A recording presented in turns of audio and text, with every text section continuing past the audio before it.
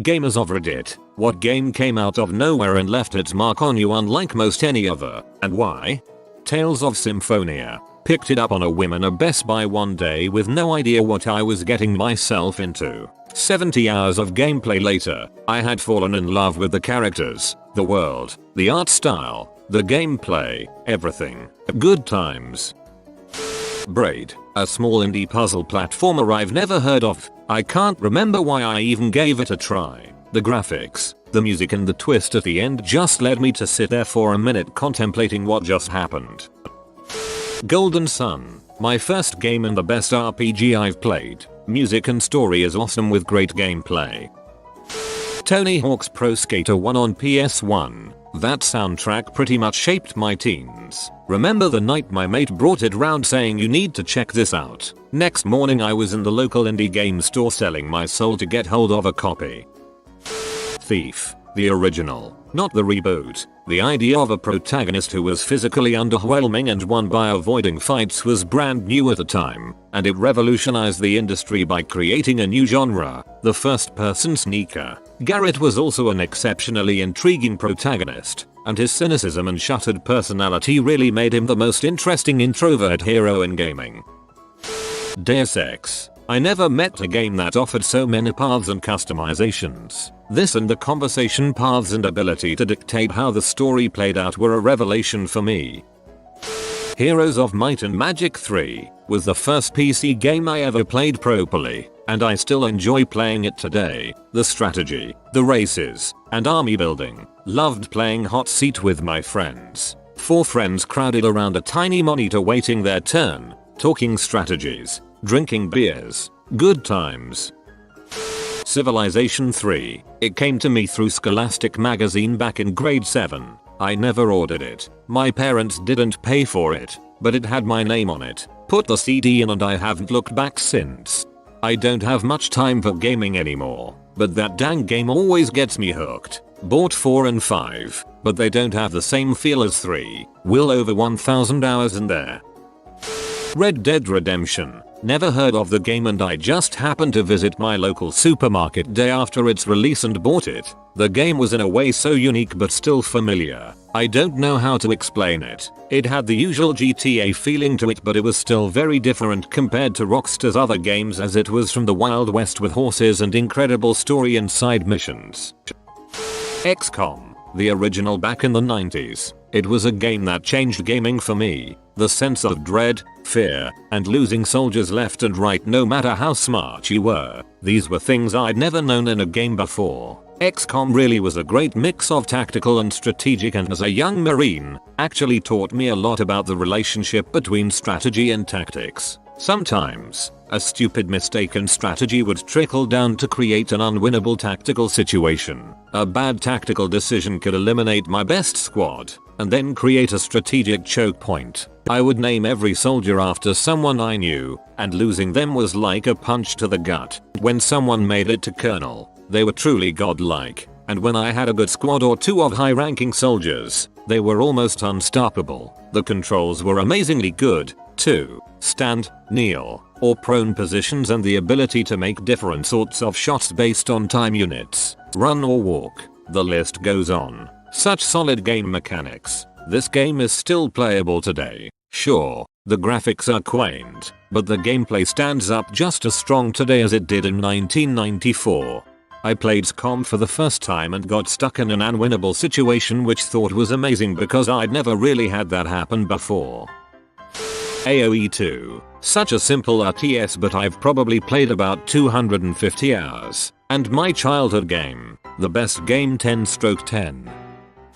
I bought Fire Emblem for GBA with my hard-earned birthday money when I was like 11. I liked the art and Nintendo Power said it was good. Nobody I knew had ever heard of it. I fell in love, beat it, lent it to my friend. He beat it. We convinced more people to buy it, and all of a sudden I can't stop playing turn-based RPGs. Got KOTOR on sale at GameStop. Sucked in forever. Couple years later I found KOTOR 2 on sale at GameStop. Sucked in forever again.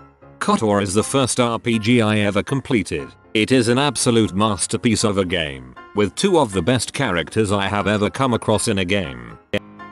Europa Universalis 4. A couple of years ago I went on YouTube to find a let's play of Crusader Kings 2 because I'd been seeing it referenced on a forum a lot and was curious about it. I found one by Uquil18 and watched the whole thing, and then wanted to watch more, but it turned out that he does more EU4 than CK2, so I started watching those. Fairly quickly after that I bought EU4, and over the next year learned how to play by trial and error, reading the wiki, and watching Quill18's LPs. The game has had a huge impact on me in a number of ways. First, I'd never really watched any LPs before except for a couple of times where I checked out 30 minutes or so to see if I liked a game. I've now watched a truly absurd amount of EU4 games from a bunch of people, where most playlists on YouTube average something like 40-60 parts that are about 30 minutes. Second, before EU4 the type of game that I played a lot were Fallout and Elder Scrolls, where I had around 200 to 300 hours logged on Steam for each game.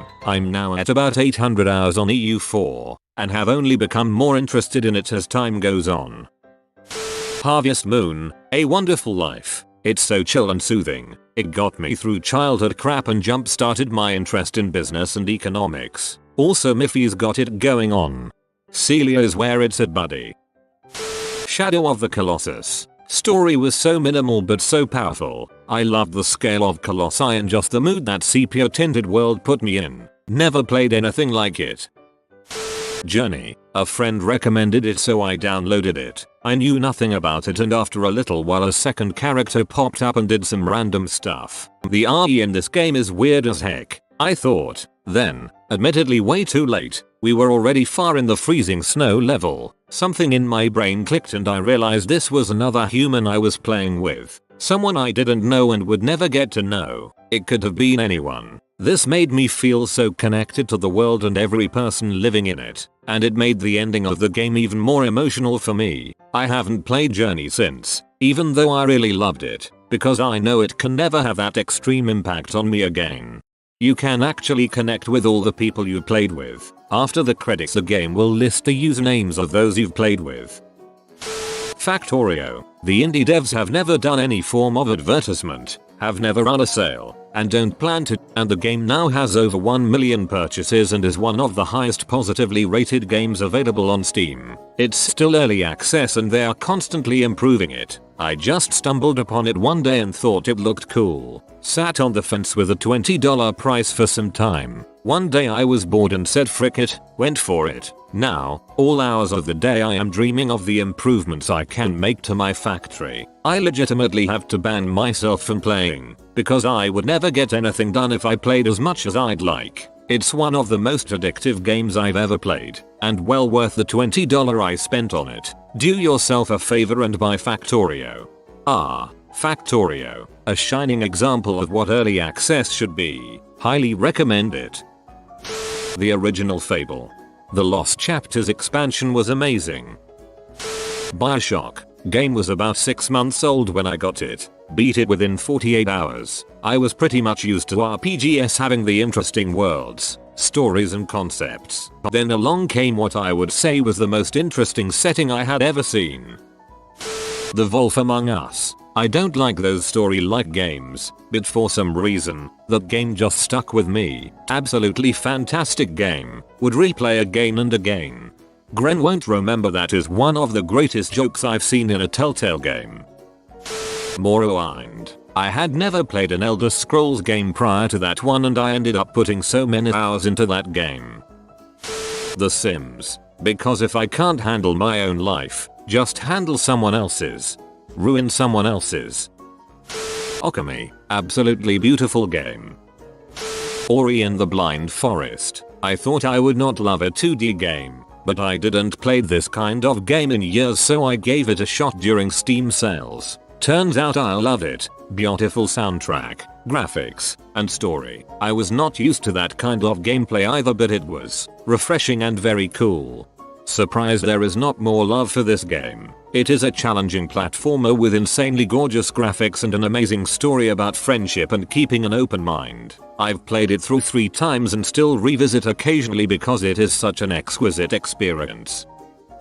The Mass Effect series, especially Mass Effect 1, It had everything I loved at the time, but I didn't really even know about the game till years later after all 3 games were released. One day, Mass Effect 1 was given away for free on Xbox Live on my 360. Picked it up out of curiosity and fell in absolute love with it. Awesome third-person shooter with an interesting RPG team-based style with an amazing story that had player choice be an important factor. And I freaking love anything sci-fi. This series turned out to be my all-time favorite game series.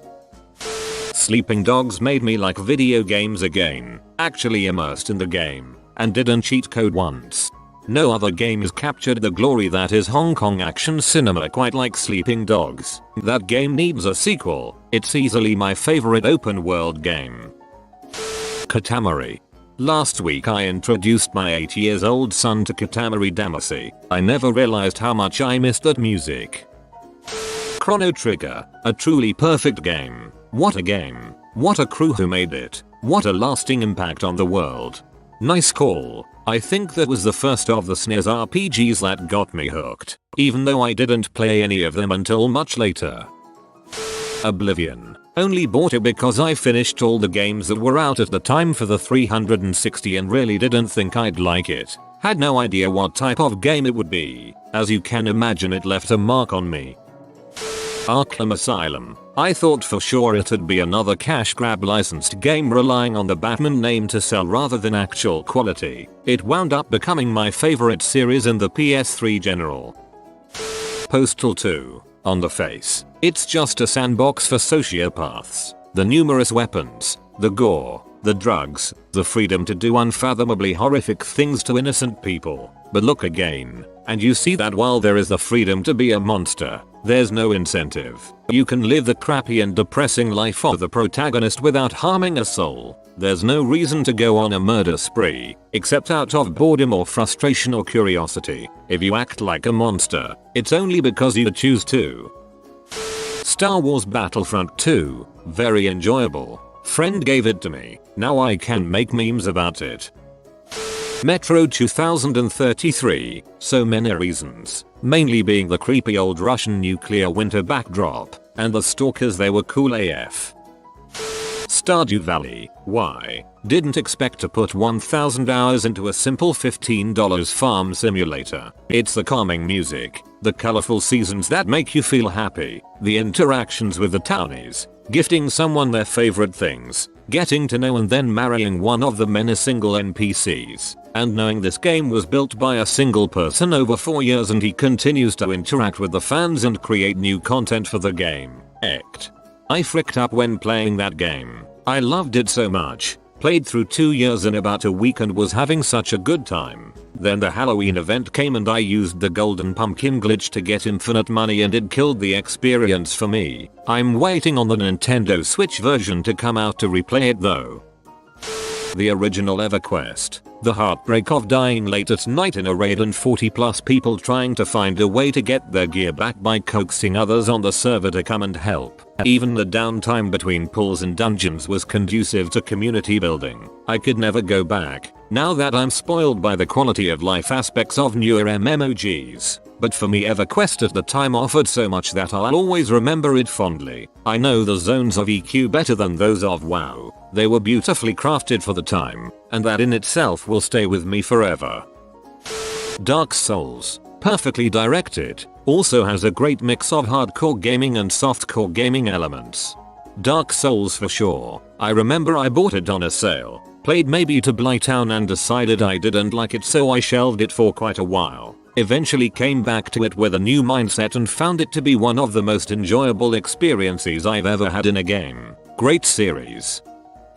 Dynasty Warriors 3. I remember I was 12 and a neighbor invited me over to play his PS2 with him. Back when local co-op was a thing. He put in DW3 and we spent hours going through the campaign, learning the characters and their stories. It was a lot of fun. Even today I still find myself thinking about Lubuatuleo Gate. The Stanley Parable. The storyline is just amazing and depressing at the same time. The narrator did a great job adding emotion and thrill to the game. I think he has gone on to bigger, better things. I really hope there will be a follow-up. It's a great game to go to if you are down, because this man's life is way more down than yours. Portal. As part of the orange box, it wasn't even released on its own disc. I literally had no forewarning, saw no promos, nothing. Yet it came in with strong humor, new ideas on old mechanics, and great physics, and totally blew me away. At first I thought it'd be a silly bonus puzzle game thrown in there. Boy was I wrong. When you get to the breakthrough point, it's unbelievable how incredible that game is. Firewatch. I downloaded it because it was cheap on PS4 and played through in a sitting. The scenery is amazing. The dialogue with your unseen counterpart, and the menacing hints you come across are haunting. I still think about this game almost daily, and think I should probably replay it soon. I need to break my EVE addiction first, though.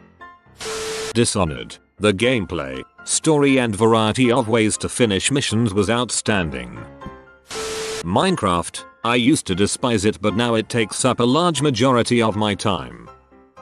You have been visited by the dinner doggo. Good and also tasty stir fries will come to you if you comment thanks for the recipe, dinner doggo. If you are new to the channel, you can subscribe. I publish new videos every day. Until then, check out another video, or don't. Either way, have a great day you magnificent people.